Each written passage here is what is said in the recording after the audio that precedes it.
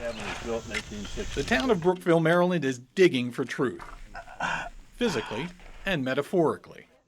And Sandy Heiler has a secret she thinks the world should know. The secret is that during the War of 1812, President Madison and his party, fleeing the fires in Washington, came to Brookeville and they stayed in this house. Heiler and her husband, Dwayne, now own and proudly live in the home where Madison spent that fateful night. The president had slept in the woods for 2 nights before he came to Brookeville. This was the place that let him continue the government's business. Mostly seen by motorists as just a blip along a noisy section of highway, the tiny town of just over 100 anticipates a big August 26, 2014 bicentennial celebration of the time it spent as the nation's capital for a day. But first, we needed to get the story straight. These were important people, and they did something very brave in sheltering all of these people from Washington. Enter Betsy Nix and her history students. People who had lived in this community for a long time obviously loved this community, and it created community histories over the years. And so one of our things was to try to figure out, were some of the stories that had been told about Brookeville, especially about Brookeville in 1814, were those legends or were those true? The biggest myth was that the Treasury of the United States was sent here. One of our students from the University of Baltimore set out to find out what was the source of that story. And it turns out, well, we couldn't find anything that was the source of that story. What is the truth about Dolly Madison? Did she actually come to Brookeville, and was she in Brookeville? And did James Madison come to join her? That's a legend that that people sometimes think is the way that things happened after Washington was burned. In fact, Dolly Madison went to Virginia. She was supposed to meet James Madison in a tavern there. They kept missing each other, and then James Madison the next day came up to Brookeville. Sorting fact from fiction 2 centuries later is no easy task.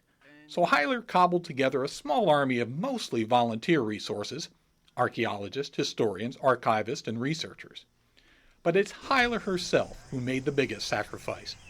She's donated her yard to the cause. The archaeologists who were working here last week are part of a 2-year project. So this year, they're doing test holes, looking for what they call hotspots, places that deserve a very careful, wider dig next summer. What we're trying to do is find remnants of that brief military occupation, but we're also, another one of our larger research goals is to put the town into a historical context, because no archaeology has ever been done here. What my crew is doing is making test pits with shovels 20 feet apart, because we're looking for where the greatest concentration of artifacts is, and that's where we're going to open larger units next year.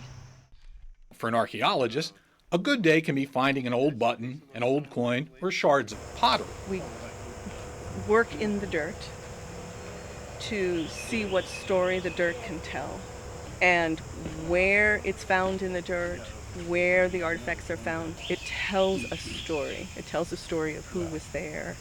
It tells the story of what they did. I actually found a clay pipe bowl. I was planting tulip bulbs at the time, and it has the Great Seal of the United States on it. I think they got it over there. Oh, you don't have to? Yeah. I get a big kick out of finding things, so it's right away you have, when you're taking that out of the ground, you have a connection with the last person that might have touched it, and that could have been hundreds of years ago. I look at it as like forensics, crime thing. You know, if you don't find evidence that tells you that they weren't there. Well, I like to say we're correcting history because a lot of times we learn things that either haven't been previously remembered, and that's the word. Somebody knew it, but nobody remembered it. And that's what the Madison House Project is really about, relearning what many have forgotten. One thing that we've learned is we've studied the War of 1812. The country was very divided over whether America should even be fighting this war, and some people really felt like this was an experiment, the American Republic, and maybe by 1814 it was time to go back to the mother country. You know, the War of 1812 was one of those things that we forgot. And especially, we forgot a lot about the lowest, I think, one of the lowest points in American history, the burning of the Capitol. Of course, there's more to digging through history than pushing a shovel or trowel into the earth. You can also strike pay dirt if you have the time and patience to dig through the thousands of collections of records and artifacts at the state archives. It's very difficult. I mean, when you look at early 19th century history, you're dealing with a time people don't have social security numbers. There are no phone books. There are no street directories. I think Brookeville might have been forgotten after the role it played in 1814. Well, it is forgotten. I always bring this little piece of history up in my classes every year at school.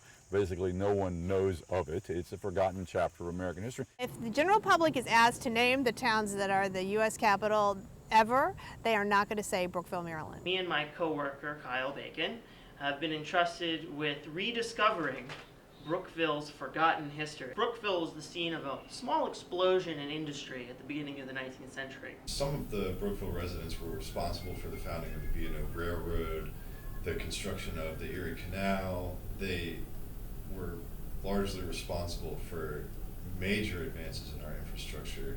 When you go digging through history, you don't just uncover favorable things. You sometimes find old account ledgers, like one belonging to prominent Brookeville businessman Gerard Brooke. It seems that there's a lot of backhanded business, backroom business dealings going on in the town. These Quakers who are supposedly abolitionists, have always been anti-slavery, are either appropriating loans for slaves. They have slaves and servants on their property. That surprise discovery comes just 2 months into the search. There are a lot of very good opportunities to continue research on Brookeville. It's a very old town with a lot of history, and I would hope that in the next 2 years a lot more of it can be uncovered and be tied into the national narrative. And that makes Sandy Heiler happy. We have 2 years left. We found all kinds of exciting things, and we're going to keep on digging.